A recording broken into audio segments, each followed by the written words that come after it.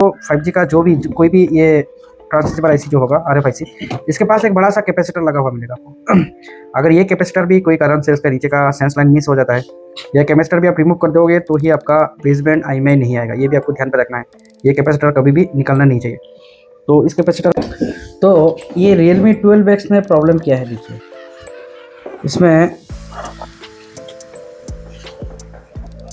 ये देखिए, इसको मैंने ओपन कर रहा हूँ तो आईएमआई नंबर शो नहीं हो रहा है, मतलब सीरियल नंबर शो हो रहा है, जो कि आईएमआई नंबर स्टार्ट 06 पे आई नंबर शो होता है। ठीक है, तो नेक्स्ट इसमें हम देखेंगे सेटिंग में जाने के बाद हमें चेक करना है बेसबैंड वर्जन। ये देखिए फ़ोन तो ओके है, ब्लैंक लाइट स्क्रीन आप देख सकते हो, तो ब्लैंक स्क्रीन चल रहा है, लेकिन इसमें हाँ तो पहले मेनू पे चला गया वो। उसका मतलब ये है कि इसमें आईएमआई नंबर और बेसबैंड है कि नहीं वो पता नहीं चल रहा है, क्योंकि अबाउट फोन में जो है हम जा नहीं पा रहे। ठीक है, तो आईएमआई नंबर अगर नहीं है, आईएमआई नंबर अगर नहीं है तो इसमें क्या हो सकता है, क्या दिक्कत हो सकता है? सिम दिखाएगा क्या? सिम भी नहीं दिखेगा, सिम भी नहीं दिखाएगा, और क्या होगा? नेटवर्क नहीं दिखेगा। अच्छा, आज का जो हमारा सेक्शन चला है, कौन सा सेक्शन चला है आज का? Task section. तो टास्क सेक्शन में जो जो मैंने बताया है सभी अच्छी तरह से समझ में आया? जी सर। ऐसा तो कोई लाइन नहीं है जो समझ में नहीं आ रहा है? जी सर, 100 बजा है। चेकिंग प्रॉपर कर सकते हो ना? जी सर। अच्छा ठीक है, तो ये फ़ोन को हम देखेंगे, इसमें मैंने बता दिया है प्रॉब्लम क्या है और इसको सॉल्व करने की कोशिश करेंगे। तो एक बार मैं दिखाना चाहता हूँ, देखिए एक बार मैं दिखाना चाहता हूँ, ये किसी ने ये साइड पूरा निकल दिया है, ये साइड पूरा निकल चुका है किसी ने। ठीक है, तो एक्चुअली इस साइड पे कुछ काम करना ही नहीं था, जो कि इस साइड शील्ड पूरा निकल दिया है। तो माइक्रोस्कोप में हम ये देखेंगे एक बार, ये जो साइड का शील्ड निकाला है कोई लाइन तो ब्रेक नहीं हुआ, तो एक्चुअली हमारा काम जो है वहाँ पे था। ये जो प्रॉब्लम है अगर आपके पास भी कभी आता है तो सबसे पहले हमें आजकल का जो Realme 11X 12X जो आ रहा है 5G सेटों में मीडियाटेक का, इसमें आपका जो ट्रांससीवर आपका जो मेन आरएफआईसी है, आरएफआईसी को एक बार निकाल के उसका पेड को अच्छी तरह से चेक करना है और उसको एक बार रिवोल्व करके चेक करना है। सबसे पहले स्टेप है ये हमारा। अगर वो भी नहीं होता है तो उसके बाद दूसरा स्टेप चेक करना है, लेकिन सबसे पहले का जो काम है वो है आपका ट्रांससीवर जो आईसी होता है उसको निकालना है और उसको निकाल के उसका आईसी को रिमूव करना है। तो ये फ़ोन में हम वही करेंगे, इस आईसी को निकालेंगे। और बेसिकली मैंने देखा है इस फ़ोन में आरएफआईसी निकालने के बाद एक पेड जो है वो थोड़ा हल्की सी लगा हुआ रहता है, तो उसको कभी कभी ये लाइन भी ब्रेक हो जाता है। अगर ये लाइन भी ब्रेक मिलता है तो उसको हम एक बार माइक्रो जंपर करके देखेंगे। तो चलिए उसको निकालते हैं। और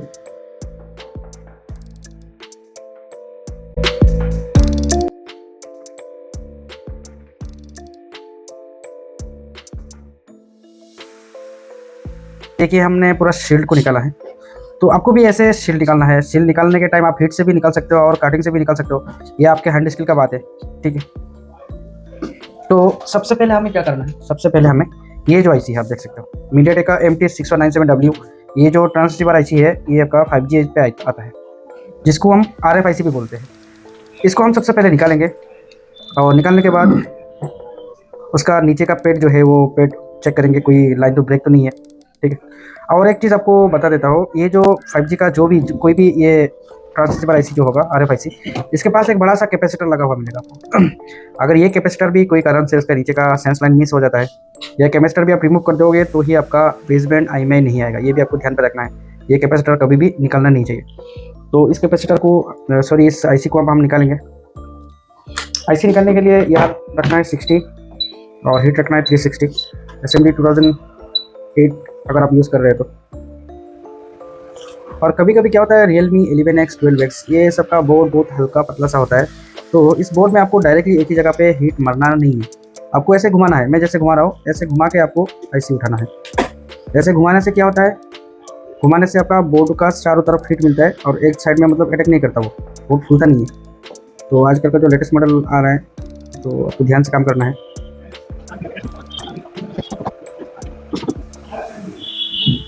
तो अभी हमने आईसी को निकाल लिया।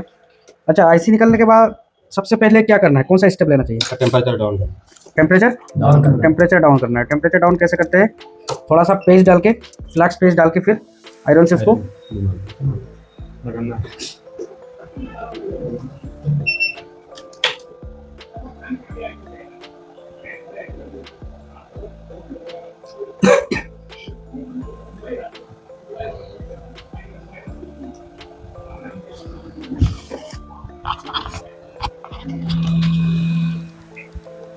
ये आप देख सकते हो इसमें क्या दिख रहा है, 2 ट्रैक मिस है, आप देख सकते हो 2 ट्रैक है मिस है।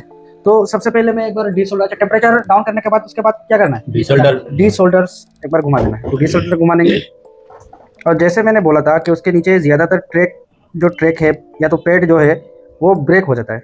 तो इसमें भी मैं जस्ट आईसी को निकाला है और आईसी निकालने के बाद ही मुझे 2 ट्रैक ब्रेक जैसे मिल रहा है।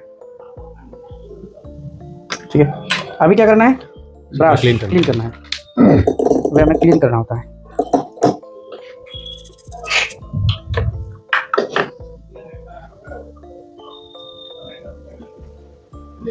तो आपको मैं अगर जूम करके दिखाऊं तो आप देख सकते हो 2 ट्रैक, कितना ट्रैक मिस है, 2 ट्रैक मिस है। ये दोनों ट्रैक क्या करना पड़ेगा अभी, बॉल बनाना पड़ेगा, नहीं तो हाँ 2 ट्रैक पे जंपर माइक्रो जंपर करना पड़ेगा, माइक्रो जंपर करना पड़ेगा।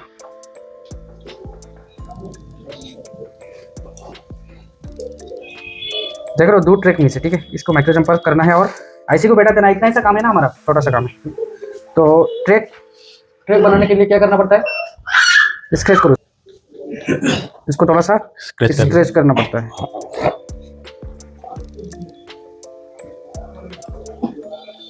स्क्रैच कर दिया। अच्छा, अगर मान लो अभी हमें चेक करना है ये लाइन हमारा कुछ काम का है कि नहीं, तो हमें क्या करना पड़ेगा, तो कूल टेस्ट मल्टीमीटर से कूल टेस्ट करना पड़ेगा। चलो एक बार डाइट मोड पे लो और हम एक बार चेक करते हैं इसमें रीडिंग आ रहा है क्या, रीडिंग आ रहा है। रीडिंग आ रहा है, रीडिंग आ रहा है ना। तो अभी ये पता चल गया है ये लाइन हमारा काम का है। देखो बाकी एक लाइन है इसमें कुछ दिखाई नहीं दे रहा है, मतलब वो एनसी है। ये एक लाइन है, देखो कहाँ जा रहा है, इस बॉल पे जा रहा है, तो उसको भी जंपर करना पड़ेगा।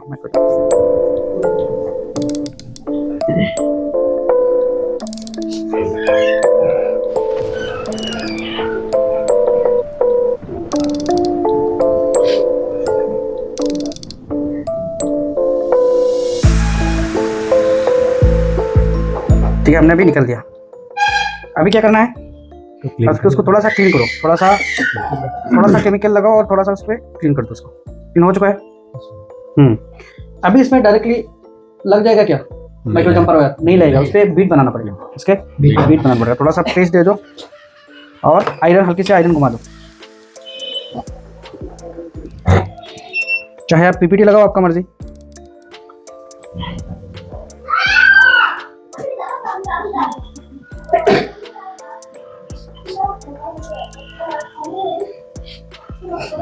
ठीक है, अभी क्या करना है, हमें जंपर लगाना है और माइक्रो जंपर करना है।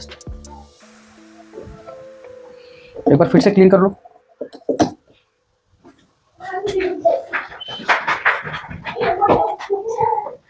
क्लीन करने से क्या होता है, एक ही लाइन हमें छोटा जो लाइनें हैं अच्छी तरह से देखने को मिलता है।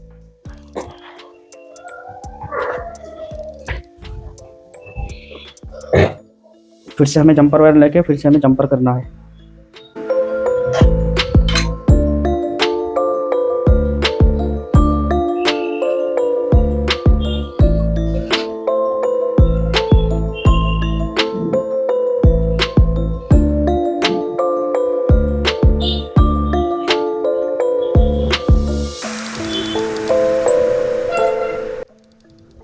थोड़ा सा पेस्ट लगाने से क्या होगा, थोड़ा अच्छा होगा। ठीक है, अभी देखो 1 2 3 बॉल, मिनिमम 3 बॉल जैसा रख के ना उसको आप क्या करो, काट दो। ठीक है, अभी दूसरा वाला लाइन वहां पे जाके लगा दो, बस एक साथ में वायर निकाल दो और फिर उसको जलेबी बनाना है।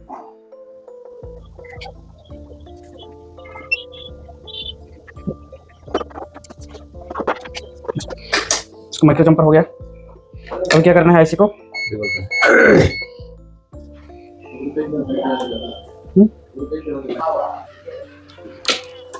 ये जो माइक्रो जंपर हमने किया है इस पे हम यूवी ग्लू भी लगा सकते थे, लेकिन अभी हम यूवी ग्लू टाइम शॉर्ट है इसलिए यूवी ग्लू नहीं लगा रहे।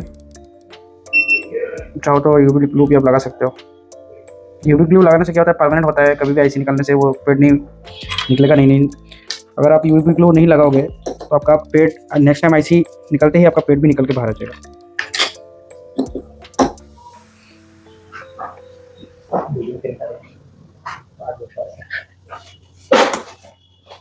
अब इसको हमें रिवॉल्व करना है। इसको रिवॉल्व करने के लिए कौन सा स्टेंसिल चाहिए, यूनिवर्सल। यूनिवर्सल का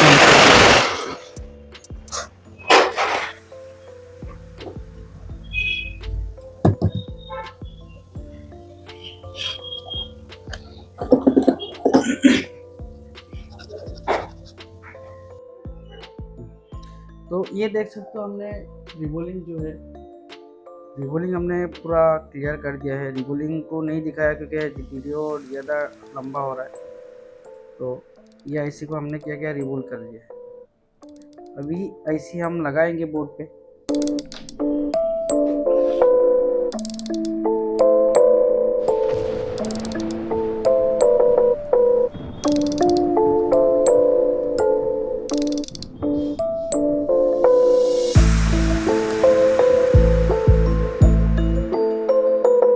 थोड़ा सा पेज दे देना है आपको इसे लगाने के लिए।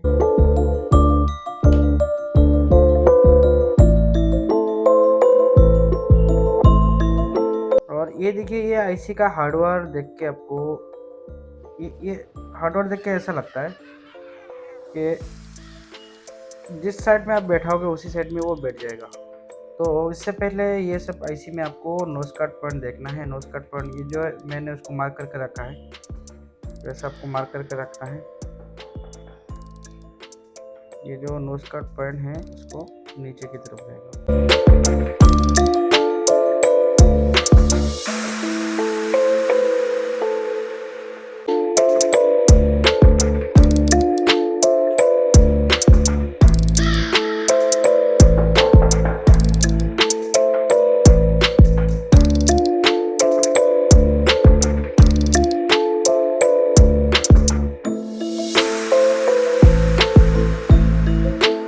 ध्यान आपको ये रखना है, ये बोर्ड जब तक ठंडा नहीं होगा, ठंड होने के बाद ही आपको सेट को ऑन करना है।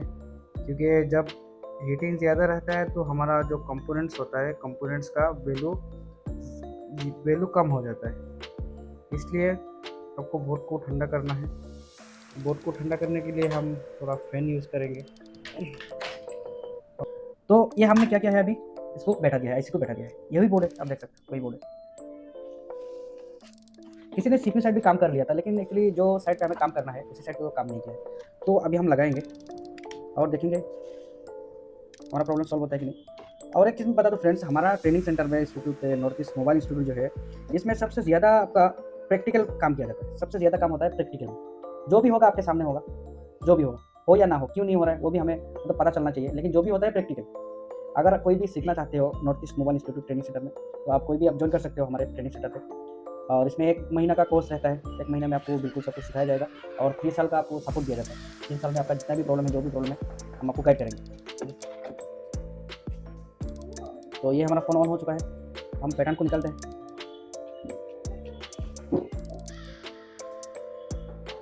ये सेंसर वाला प्रॉब्लम कर रहा है, बोर्ड को बाहर निकालना पड़ेगा।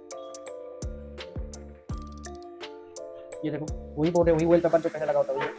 और सबसे पहले तो उसका क्या आ रहा था, आईएमई नंबर नहीं आ रहा था, ठीक है। तो ये हम आईएमई नंबर चेक करेंगे।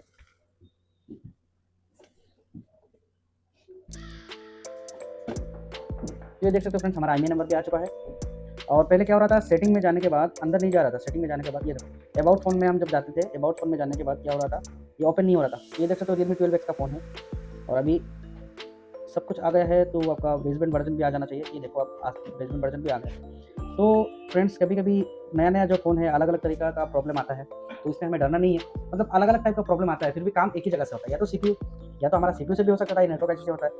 अगर ये नेटवर्क आईसी चेंज करने के बाद भी नहीं होता, तो हम आगे का स्टेप देखते हैं, हमारा कौन सा लाइन का क्या प्रॉब्लम है, कौन सा लाइन का। तो ये सब अगर आपको पता रहेगा तभी आप काम कर सकते हैं। ठीक है, थैंक यू।